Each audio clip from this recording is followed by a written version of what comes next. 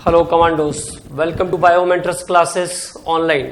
और हम लोग बात कर रहे हैं अभी यूनिट अल्कोहल, फिनॉल और ईथर्स के बारे में। तो काम कर रहे हैं हम लोग अल्कोहल, फिनॉल और ईथर्स के बारे में। Most of the reaction of phenols is completed, जिसमें फिनॉल के बहुत सारे रिएक्शन हमने कंप्लीट कर लिए थे। लास्ट लेक्चर में हमने आपको बताया कि फिनॉल फॉर्मेल्डिहाइड के साथ जब रिएक्शन करता है तब वो ortho para hydroxy benzyl alcohol produce करता है। Then it produce ortho para hydroxy benzyl alcohol. और ये जो कंपाउंड है ortho para hydroxy benzyl alcohol, इसका यूज दो डिफरेंट टाइप के पॉलीमर्स बनाने के लिए किया जाता है, that is novolac and bakelite. और वो पॉलीमर्स हैं नोबोलैक और बेकेलाइट। ठीक है, तो जो लीनियर पॉलीमर बनता है ऑर्थो हाइड्रोक्सी बेंजाइल अल्कोहल का, लीनियर पॉलीमर जो है उसको हम कहते हैं नोबोलैक। और पैरा हाइड्रोक्सी, ऑर्थो और पैरा हाइड्रोक्सी बेंजाइल अल्कोहल जब दोनों का कॉम्बिनेशन होता है तब जो पॉलीमर बनता है उसे हम कहते हैं बेकेलाइट। और नोबोलैक एक्चुअली क्रॉस लिंकिंग पॉलीमर, तो ये नोबोलैक का यूज जो है पेंट्स बनाने के लिए करते हैं, वॉशेबल पेंट बनाने के लिए करते हैं। और इसके बाद बेकेलाइट का यूज हैंडल्स और स्विचेस बनाने के लिए किया जाता है। बेकेलाइट के बारे में मैंने आपको एक और बात बताया था, बेकेलाइट जो है फर्स्ट मैन मेड पॉलीमर भी है, फर्स्ट मैन मेड पॉलीमर है बेकेलाइट, जिसको बैकलैंड ने बनाया था। ठीक है, अब बात करते हैं फिनॉल की कुछ और जो रिमेनिंग रिएक्शंस हैं उसके बारे में। उसके बाद फिर बात करेंगे ईथर के प्रिपरेशन और प्रॉपर्टीज के बारे में। तो अगला जो रिएक्शन है, जो सीरीज ऑफ रिएक्शन हम लोग लेने वाले हैं वो है reaction due to benzene nucleus. Reaction due to benzene nucleus, reaction due to benzene nucleus, benzene nucleus के कारण होने वाले रिएक्शन। तो reaction due to benzene nucleus. अब यहां पे हमको एक बात ध्यान रखना है, OH ग्रुप ऑफ फिनॉल। तो OH group of phenol, phenol का जो OH ग्रुप है, OH group of phenol is ortho para director. OH group of phenol is ortho para director. Ortho para director होता है फिनॉल का OH group. OH group of phenol is ortho para director. Okay, और ये जो group है OH वो ortho para director है, मतलब पॉजिटिव मेसोमेरिक इफेक्ट वाला ग्रुप है। इट मींस ये इलेक्ट्रोफिलिक सब्स्टिट्यूशन रिएक्शन को प्रमोट करेगा। और कहां कहां पर? ऑर्थो पैरा पोजीशन पर इलेक्ट्रोफिलिक सब्स्टिट्यूशन रिएक्शन को प्रमोट करेगा। ऑर्थो पैरा पोजीशन पर फिनॉल का OH ग्रुप रिएक्शन को, इलेक्ट्रोफिलिक सब्स्टिट्यूशन रिएक्शन को प्रमोट करेगा। ठीक है, तो ये एक इंपॉर्टेंट बात है। अब बात करते हैं इस सीरीज में कौन कौन से रिएक्शंस आते हैं उनके बारे में। तो नंबर 1 पे देखते हैं, पहला हेलोजेनेशन। हेलोजेनेशन की रिएक्शन की बात करते हैं। हेलोजेनेशन में 2 स्टेप है। Number 1, when phenol reacts with bromine, when phenol reacts with bromine, phenol जब bromine के साथ, when phenol reacts with bromine in presence of phenol react with bromine in presence of non-polar solvent, phenol reacts with bromine in presence of non-polar solvent like carbon disulfide, non-polar solvent, then it give ortho para hydroxy bromophenol, ortho para hydroxy bromophenol, ortho para hydroxy bromophenol as a compound बनाएगा। ठीक है, तो phenol की reaction जब हम bromine के साथ करेंगे नॉन पोलर सॉल्वेंट के प्रेजेंस में, तब कंपाउंड बन जाएगा ortho para hydroxy bromophenol. Then the compound is ortho para hydroxy bromophenol. तो ब्रोमीन की रिएक्शन फिनॉल के साथ, और मैंने आपको बताया कि ये नॉन पोलर सॉल्वेंट के प्रेजेंस में जो इलेक्ट्रोफाइल बनेगा वो ऑर्थो पैरा पोजीशन पर अटैक करेगा। तो OH के साथ Br ऑर्थो पोजीशन और OH के साथ Br पैरा पोजीशन, तो this is ortho para bromophenol and HBr is lost in the reaction. Okay, so this is the chemical reaction of phenol with halogens in presence of non-polar solvent. तो non-polar solvent use करेंगे तो क्या बनेगा, ortho para bromophenol is the product.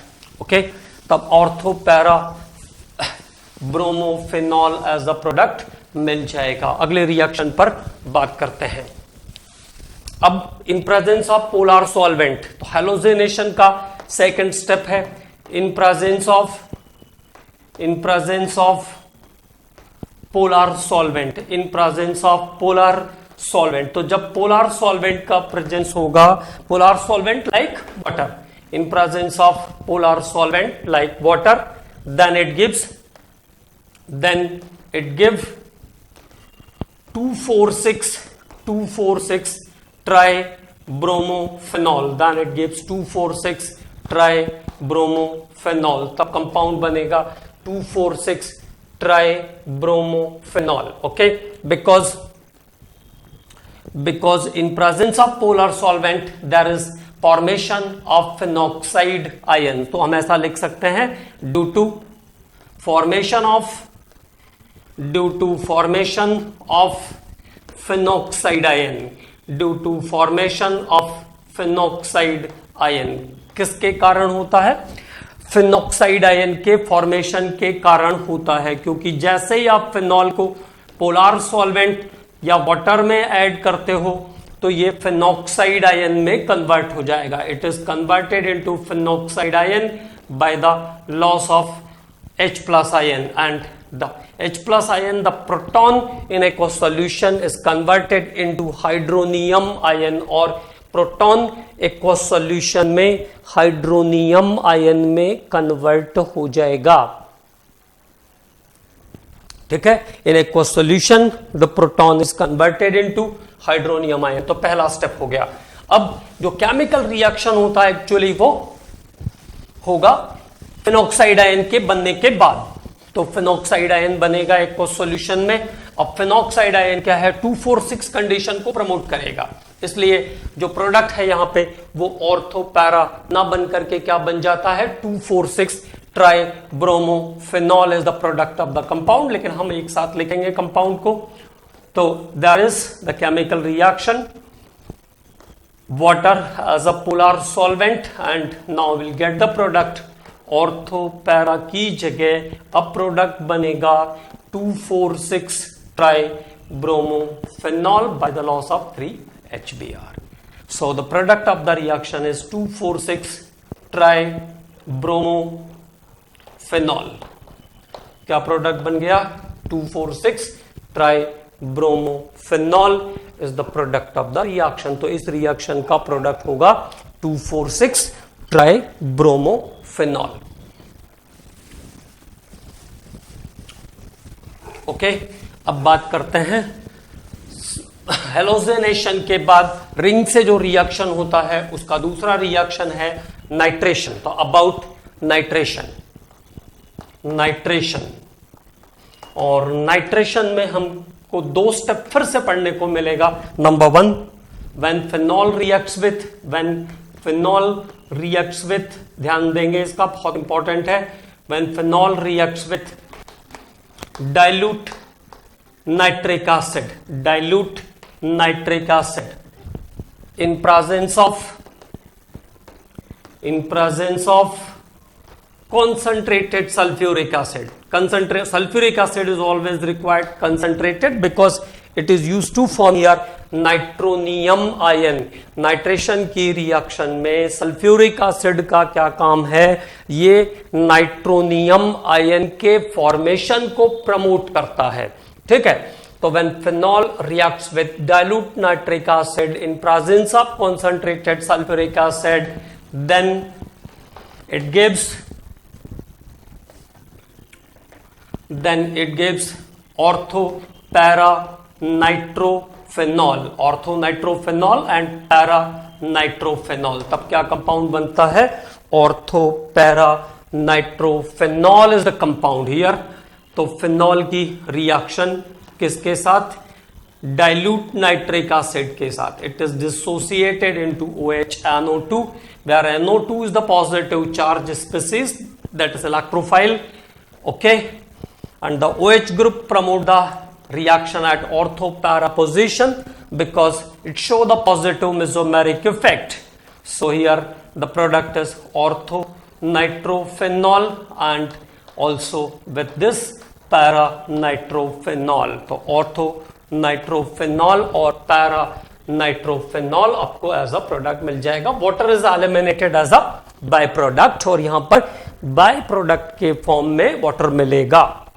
Okay, तो the water is the by product of the reaction. अब ortho nitrophenol और para नाइट्रोफेनॉल के बारे में मैंने आपको दो इंपॉर्टेंट बातें भी बताया था, ठीक है, याद है? ऑर्थो नाइट्रोफेनॉल जो होता है वो वॉलेटाइल कंपाउंड है, जबकि पैरा नाइट्रोफेनॉल जो है वो नॉन वॉलेटाइल कंपाउंड है ना? तो फिर से रिवाइज कर लेते हैं। Ortho nitrophenol, ortho nitrophenol is volatile, volatile, okay, because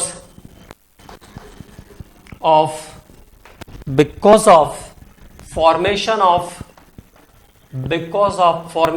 of intramolecular hydrogen bonding, because of formation of intramolecular hydrogen bonding, क्योंकि ऑर्थो नाइट्रोफेनॉल के अंदर इंट्रामोलिक्यूलर हाइड्रोजन बॉन्डिंग होती है। So there is no connectivity with other molecules, दूसरे molecule के साथ इसकी connectivity नहीं होगी। तो कैसा hydrogen bonding? Intra molecular hydrogen bonding in ortho nitrophenol, okay. और अगर इंट्रामोलिक्यूलर हाइड्रोजन बॉन्डिंग है, ये वोलेटाइल है, तो naturally its boiling point is also less than paranitrophenol, इसका बॉइलिंग पॉइंट भी पैरानाइट्रोफेनॉल से कम होगा। अब बात करते हैं पैरानाइट्रोफेनॉल के बारे में। तो पहली बात जो हमने की, ऑर्थोनाइट्रोफेनॉल वोलेटाइल है क्योंकि इसके अंदर इंट्रामोलिक्यूलर हाइड्रोजन बॉन्डिंग होती है। It means hydrogen bonding within the molecule, hydrogen bonding inside the molecule, okay. अब बात करते हैं पैरानाइट्रोफेनॉल की। Para nitrophenol is non volatile, non volatile. Paranitrophenol कैसा है? Non volatile, because of formation of intermolecular hydrogen bonding, intermolecular hydrogen bonding, क्योंकि para नाइट्रोफेनॉल के अंदर इंटरमोलिक्यूलर हाइड्रोजन बॉन्डिंग होती है। बॉन्ड एंगल कितना हो गया? 180 हो गया। तो यहां पे कोई भी अट्रैक्टिव या रिपल्सिव फोर्स काम नहीं करेगा। So it's linking with another molecule of phenol, तो ये फेनॉल के दूसरे मॉलिक्यूल के साथ ही लिंक हो पाएगा। अब जब दूसरे मॉलिक्यूल के साथ लिंक करेगा तो there is intermolecular hydrogen bonding. It means the molecule between the hydrogen bonding between two different molecules. So this is intermolecular hydrogen bonding. So the para nitrophenol is a non volatile compound. इसलिए para nitrophenol कैसा है? non volatile compound है। ठीक है, एक और point पे discuss करना था मुझे आपसे, एसिडिक नेचर के बारे में। ऑर्थो को ज्यादा स्ट्रॉन्ग एसिड होना चाहिए, लेकिन पैरा नाइट्रोफेनॉल, नाइट्रो के केस में स्पेशली ध्यान रखेंगे। Para nitrophenol is more acidic than Para-nitrophenol is more acidic than ortho-nitrophenol, nitrophenol, para nitrophenol जो है वो ऑर्थो नाइट्रोफेनॉल से ज्यादा एसिडिक होता है। The logic is again same, because ortho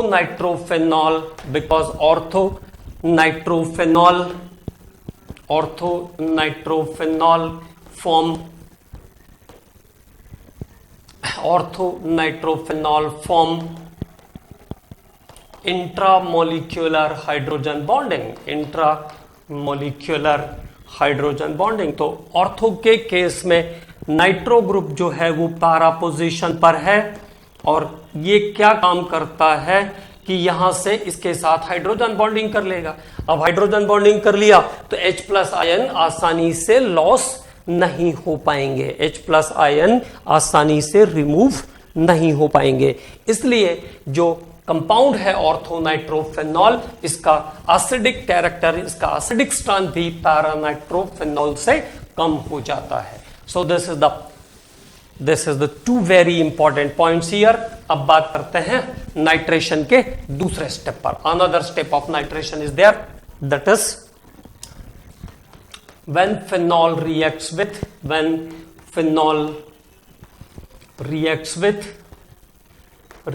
with concentrated nitric acid, fuming कहना चाहिए, फ्यूमिंग मतलब जिसमें से धुआं निकल रहा है, फ्यूमिंग हिंदी में इसको कहते हैं सधूम, जिसमें से धुआं निकल रहा है, हाईली कॉन्सेंट्रेटेड नाइट्रिक एसिड। तो phenol reacts with highly concentrated nitric acid in presence of concentrated sulfuric acid, then it gives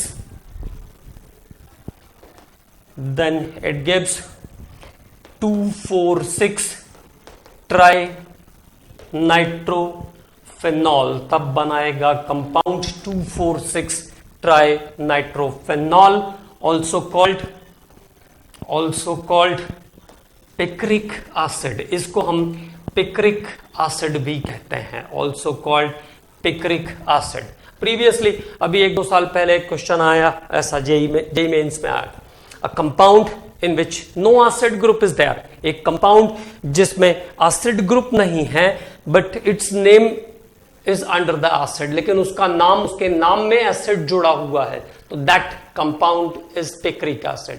no carboxylic acid group is there but this compound is called picric acid. तो when phenol reacts with concentrated nitric acid in presence of concentrated sulfuric acid, then it gives 2,4,6 trinitrophenol or picric acid. Okay, it is used to make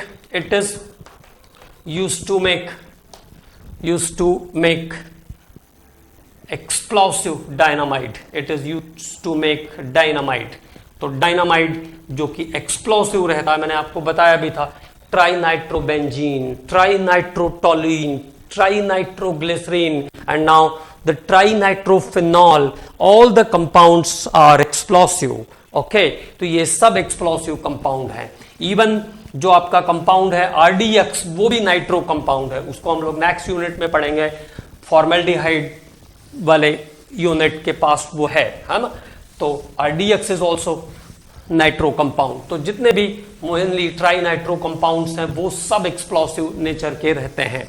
तो there is the reaction के बारे में बात कर लेते हैं। What is the reaction? तो benzene reacts with nitric acid, in presence of concentrated sulfuric acid. Here nitric acid is also very, very concentrate. Okay, and this time it gives product 2,4,6 trinitrophenol. तो product बनेगा इस reaction का OH के साथ NO2 की position 2,4,6 condition पर। तो there is 2,4,6 trinitrophenol. It is also called picric acid, PICRIC acid. Okay, तो पिक्रिक एसिड भी इस कंपाउंड को कहते हैं। ठीक है, अब बात करते हैं सल्फोनेशन के बारे में। तो there is the reaction due to benzene nucleus तो OH group of phenol is ortho-para director, promote the electrophilic addition, electrophilic substitution reaction. Then next is the reaction with sulfuric acid H2SO4. now it's called sulphonation. इसको हम कहते हैं यहां पे sulphonation. Sulphonation Hindi में कहेंगे सल्फोनीकरण. Okay, तो that is sulphonation. It give ortho para hydroxy. Now ortho para hydroxy benzene, ortho para hydroxy benzene sulphonic acid. Ortho para hydroxy benzene sulphonic acid is the product this time. तो इस बार क्या प्रोडक्ट बनेगा? Ortho para hydroxy benzene sulphonic acid is the product. Okay, तो phenol का reaction sulphuric acid के साथ. There is the electrophile SO3H positive is the electrophile here, and this is again Sc2. Follow the Sc2 mechanism. Now the product is orthopara hydroxy benzene sulfonic acid SO3H. okay, और water loss कर देगा. तो there is product orthopara hydroxy benzene sulphonic acid. पहले से नाम लिखा हुआ है. ठीक है, तो ये रिएक्शन है फिनॉल का रिंग के साथ. तो reaction of phenol with rings due to promotion of ring at ortho para position. Now अब हम लोग बात करेंगे फिनॉल के आइडेंटिफिकेशन के बारे में. About the identification test of phenol. Identification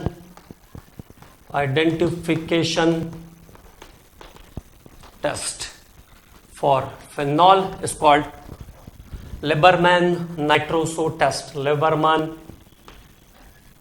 nitroso test is called Lieberman nitroso test, और by name इसको क्या कहते हैं? Lieberman nitroso test कहते हैं. It's called Lieberman nitroso test. Okay, also called GRB test. इसको GRB टेस्ट भी कहते हैं. इसके कलर के बेस पर, इसके कलर के बेस पर इसको GRB, green, red and brown.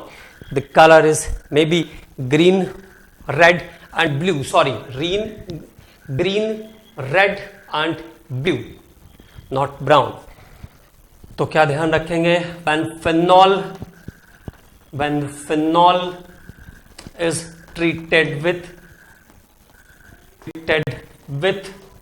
when phenol is treated with NaNO2 or KNO2 or KNO2 and concentrated sulfuric acid, तो फिनॉल को पहले NaNO2 या KNO2 के साथ कंसंट्रेटेड सल्फ्यूरिक एसिड से ट्रीट करते हैं. ठीक है, कोल्ड सॉल्यूशन रहता है यहां पर. देन इट गिव ग्रीन और ब्राउन कलर. ग्रीन और ब्राउन कलर. अगर आपको कंफ्यूजन होगा तो ग्रीन ही लिख दीजिएगा केवल, है ना. ग्रीन और ब्राउन कलर, तो ग्रीन या ब्राउन कलर मिलेगा. ऑन डाइल्यूशन, इसमें जब पानी डालेंगे, on dilution it give red colour. और डाइल्यूट होगा तो क्या हो जाएगा? रेड कलर का हो जाएगा. It give red colour. और डाइल्यूट करने पर रेड कलर का हो जाएगा.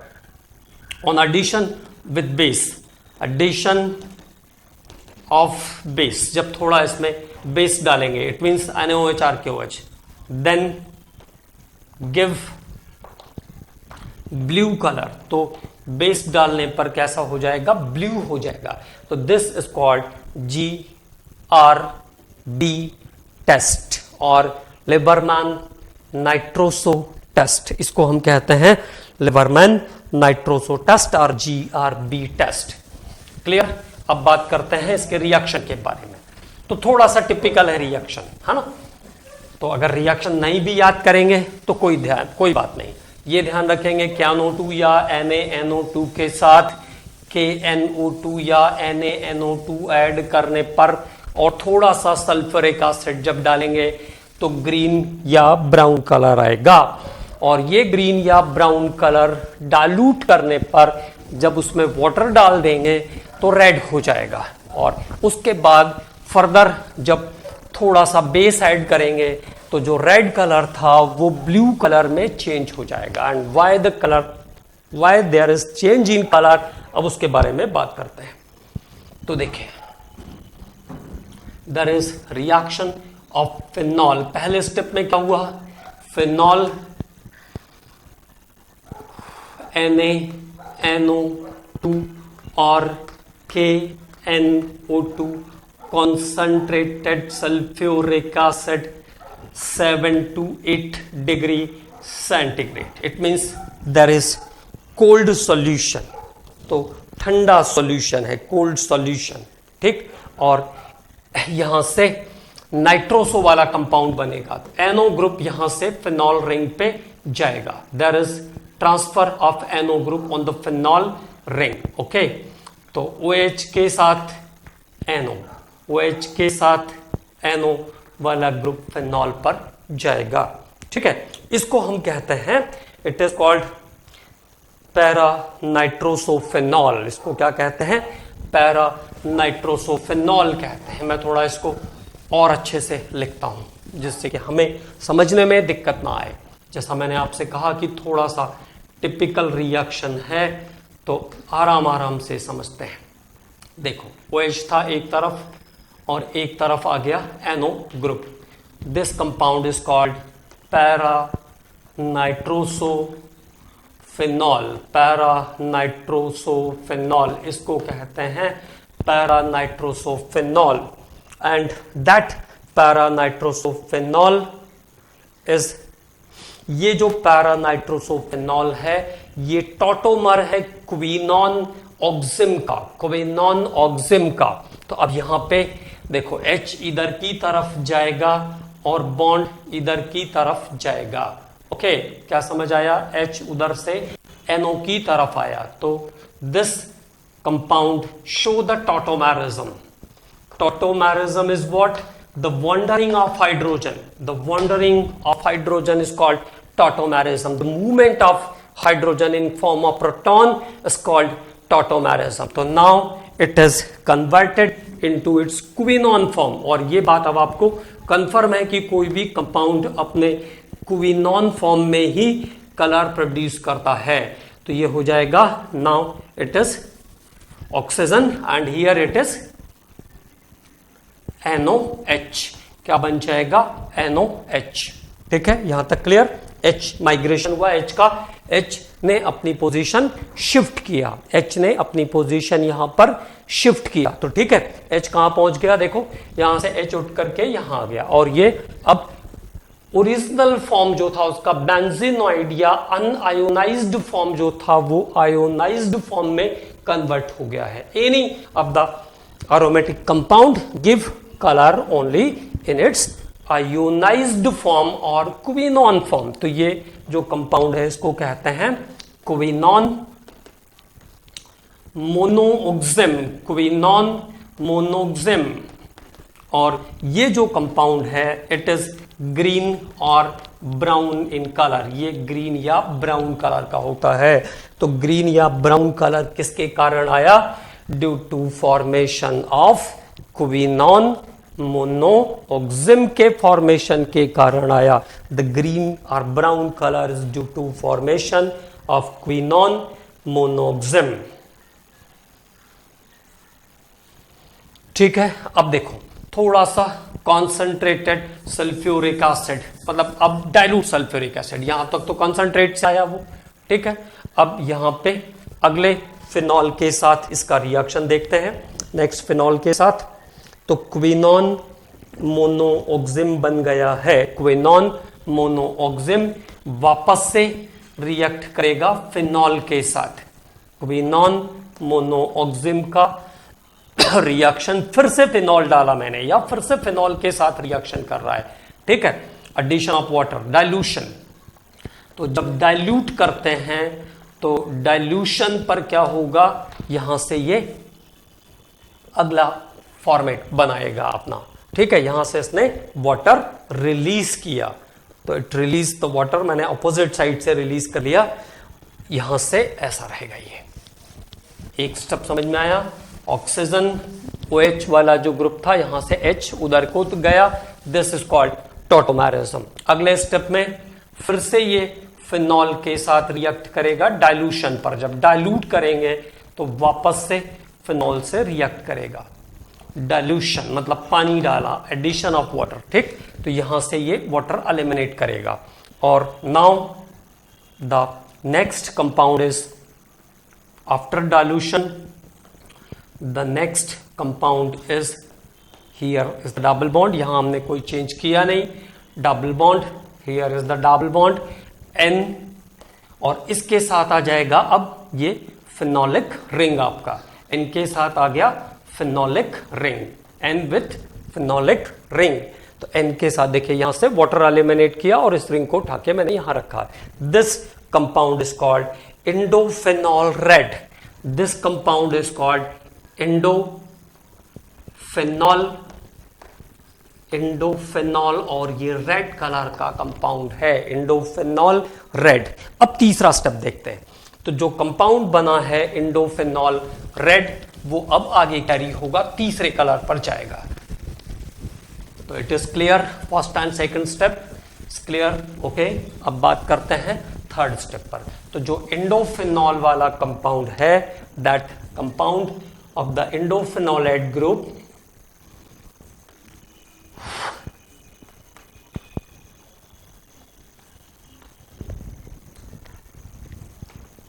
now this compound is treated with alkali, so this is indophenol red,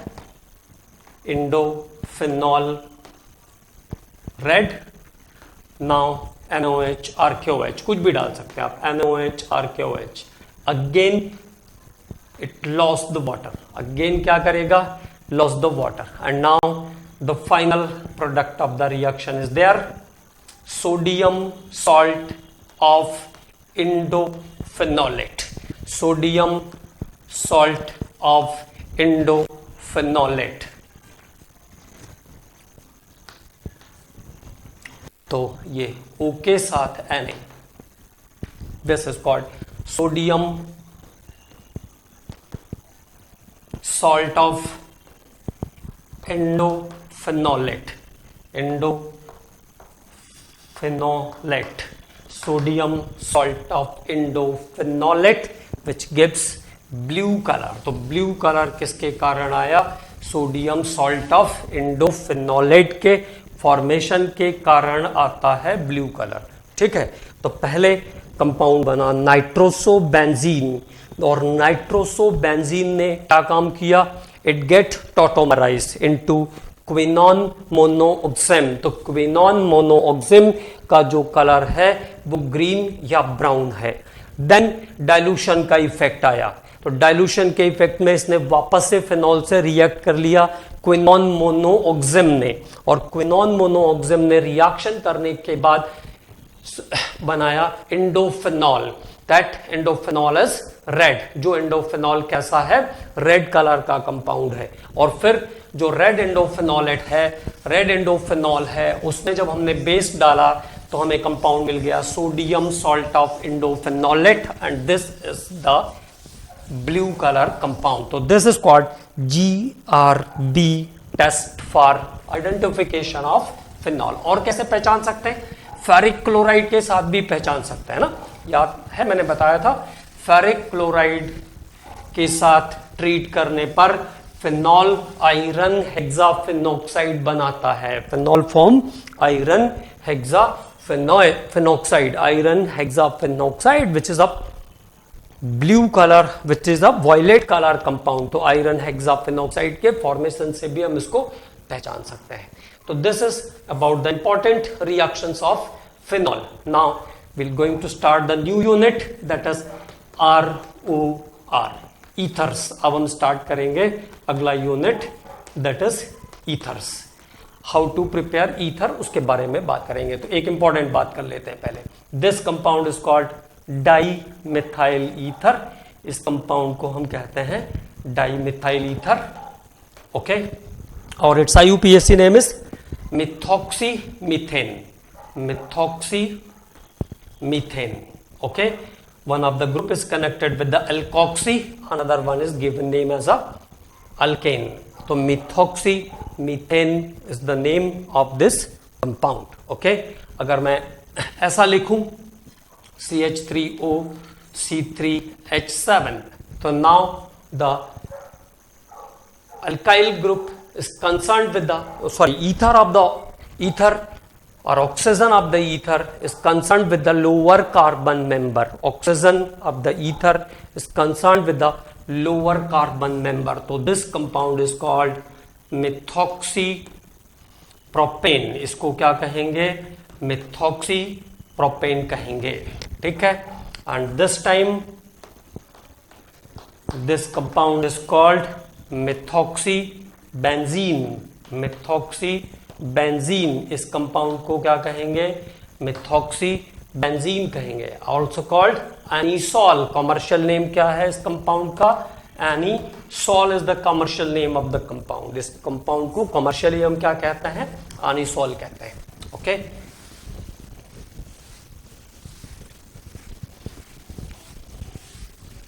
तो there is the system of naming of ethers. ये ईथर के नेमिंग का सिस्टम है। अब ऐसा लिखा मैंने C2H5, now it is called ethoxybenzene. The IUPAC name is इथॉक्सीबेंजीन। इसको क्या कहेंगे? इथॉक्सीबेंजीन कहेंगे। This compound is called ethoxybenzene, okay. Phenetole, commercially इसको क्या कहते हैं? फेनिटॉल कहते हैं। Phenetole is the commercial name of that compound, okay. और ईथर्स के अंदर कॉमनली जो है वो 3 टाइप के आइसोमेरिज्म प्रेजेंट रहेंगे। ईथर के अंदर जो आइसोमेरिज्म है वो देखिए कौन कौन सी आ जाएगी। Isomerism in ethers, isomerism in ethers. तो एक तो जैसे मैंने कहा C2H6O, molecular formula C2H6O. It give two different compounds. It give two different compounds. That is ethanol or ethyl alcohol and dimethyl ether. Ethanol and dimethyl ether. कौन सा isomerism है? R functional isomer, because there is the different functional group. तो ये कौन से हो गए? Functional isomers हैं ये। Functional isomers, ether and alcohol are the functional isomers. Ether और अल्कोहल के बीच में कौन सा आइसोमेरिज्म है? It is functional isomers. Now अब बात करते हैं हम सेकेंड पॉइंट पर।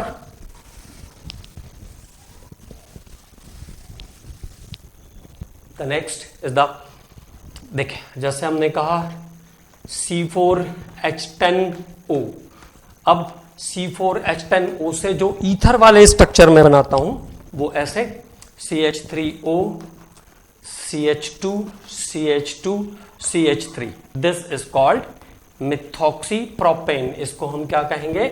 मिथॉक्सीप्रोपेन कहेंगे। This is called methoxypropane, okay. And now CH3 CH CH3 and OCH3 is there. So this is now the methoxy is at the second carbon. So this is 2-methoxypropane. इसको हम क्या कहेंगे? 2-methoxypropane कहेंगे, okay? There is difference in the position of the functional group. तो क्या हुआ? Position of functional group change हो गया. There is difference of the position of the functional group. So it is called R position isomers. Position isomers. तो methoxypropane और 2-methoxypropane कैसे हैं? Position isomers हैं। methoxypropane and 2-methoxypropane are the position isomers. तो दूसरी isomerism ether में आ जाएगी position. एक आ गया था फंक्शनल, एक आ गया position, and it is main compound for metamers. Metamers भी शो करते हैं ईथर्स, तो ethers are also show the metamers. अब देखो जैसे हमने कहा C4H10O से स्टार्ट करते हैं, C4H10O, तो now its structure are CH, चलिए ऐसा स्ट्रक्चर बनाते हैं, C2H5O, C2H5, there is ethoxyethane, now there is methoxypropane, and now the third structure is 2-methoxypropane। तो C4H10O से ईथर के 3 स्ट्रक्चर बनते हैं, ये भी ध्यान रखेंगे, that is ethoxyethane, methoxypropane and 2-methoxypropane। तो ethoxyethane, methoxypropane and 2-methoxypropane। तो here the functional group is surrounded by the alkyl radical, the functional group is surrounded by the alkyl radical and the radicals are of different type and having different origin, एक 1 carbon है, एक 2 carbon है, तो there is difference of the alkyl group। तो A and B are metamers, तो A और B कैसे हैं, मेटामर्स हैं। अब अगर मैं बात करूं स्ट्रक्चर A और C की, तो देखो there is one of the ethyl group and one of the methyl group. तो A और C के अंदर भी अल्काइल ग्रुप का डिफरेंस है, there is difference of alkyl group. तो A एंड B के बाद A एंड C की बात करें हम लोग, A and C are also metamers, are metamers. तो A और C भी कैसे हैं, मेटामर्स हैं। लेकिन जब हम बात करेंगे B और C की, स्ट्रक्चर B एंड C की बात करेंगे, तो B और C को देखो, both side the surrounding groups are, यहां पे एक कार्बन, यहां पे भी एक कार्बन, CH3 CH3। यहां पे the total origin of propyl is 3 carbon 7 hydrogen, and this side also group of 3 carbon and 7 hydrogen, 3 carbon 7 hydrogen, 3 carbon 7 hydrogen, 1 carbon. तो the surrounding groups are, surrounding alkyl groups are same. जो group surround कर रहा है oxygen को, उसमें दोनों बार carbon और हाइड्रोजन का नंबर सेम है। It means the origin of the alkyl group is the same, and when origin of alkyl groups are same then it is not metamers. तो structure B and C are not metamers, structure B और C metamers नहीं है। तो कौन से isomerism show कर रहे हैं, इट इज क्लियर, इससे पहले ही बता दिया था। तो are position isomers, are position isomers, position isomers, ये दोनों ग्रुप मिलकर के B और C वाले जो स्ट्रक्चर हैं, ये पोजीशन आइसोमेरिज्म को शो कर रहे हैं। Okay, it is about the important things related with the phenol and ether. ठीक है, तो फिनॉल्स में बहुत सारे इंपॉर्टेंट रिएक्शन हैं, तो अच्छे से ध्यान रखना है। फिनॉल एक एसिडिक नेचर का कंपाउंड है, वीक एसिड होता है फिनॉल, क्योंकि फिनॉल जो है वो स्ट्रॉन्ग बेसिस के साथ, वाटर के साथ ऐड करने पर फिनॉल क्या करता है, वाटर के साथ ऐड करेंगे तो H+ आयन डोनेट करेगा, वाटर के साथ ऐड करेंगे तो H+ आयन डोनेट करेगा। तो जो भी सब्सटेंसेस एक्वस सॉल्यूशन में H+ आयन ट्रांसफर करते हैं वो एसिड है। ठीक, फिनॉल वाटर के साथ स्टेबल फेनॉक्साइड आयन बनाता है, ब्लू लिटमस पेपर को रेड कर देता है, ब्लू लिटमस पेपर को रेड कर देता है। फिनॉल एक वीक एसिड है, क्योंकि स्ट्रॉन्ग एल्कली के साथ तो ये रिएक्शन करता है, it reacts with strong alkali तो सॉल्ट बना लेगा। लेकिन वीक अल्कली के साथ लाइक NaHCO3 एंड Na2CO3 जैसे वीक अल्कली को फिनॉल डिकम्पोज नहीं कर पाता है, and it is the justification that phenol is very very weak acid. Phenol एक वीक एसिड है, जबकि कार्बोक्सिलिक एसिड, जिसके बारे में मैंने आपको बताया था कि कार्बोक्सिलिक एसिड जो होते हैं वो वीक एसिड के वीक बेस के साथ भी रिएक्शन करते हैं, और वीक एसिड के साथ भी, वीक बेस के साथ भी रिएक्शन करेंगे, और स्ट्रॉन्ग अल्कली या स्ट्रॉन्ग बेस के साथ भी रिएक्शन करते हैं। तो carboxylic acids are more acidic than phenol. Carboxylic acid phenol से ज्यादा एसिडिक होते हैं। इसके साथ साथ फिनॉल जो है वो वाटर और अल्कोहल के कंपैरिजन में मोर एसिडिक है क्योंकि इसका लिटमस टेस्ट पॉजिटिव जाता है, जबकि वाटर और अल्कोहल के अंदर लिटमस टेस्ट नेगेटिव जाता है, उनके ऊपर लिटमस का कोई इफेक्ट नहीं पड़ता है। ठीक है, and then we are discussing about the important isomerism related with the ethers. In the next lecture we are going to start the physical properties, the preparation and properties of the ethers. अगले lecture में हम लोग preparation and properties of ether को start करेंगे। Okay commandos, thank you.